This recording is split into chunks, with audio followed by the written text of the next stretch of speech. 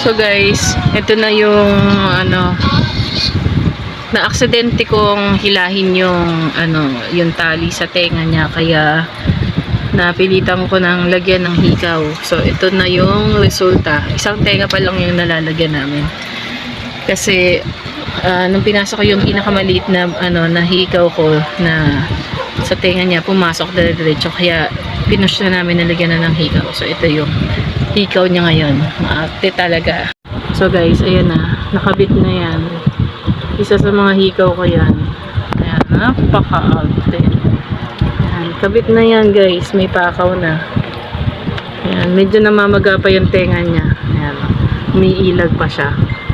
Kaya ayan. So ngayon walang dugo kasi napunasan na namin. Ayan yung hikaw niya. Dumi ng tenga mo.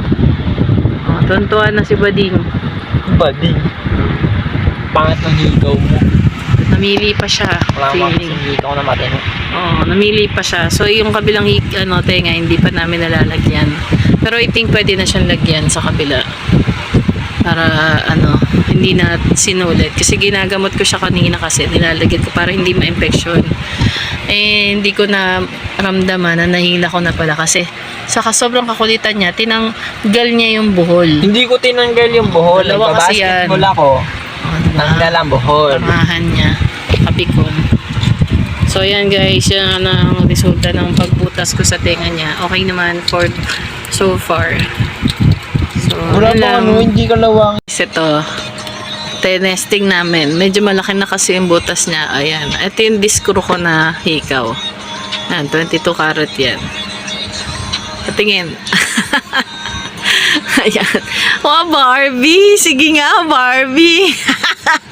Umiiyak na siya kasi masakit. Discro kasi yan. Ayan. Gusto mo yan, di ba? Oh.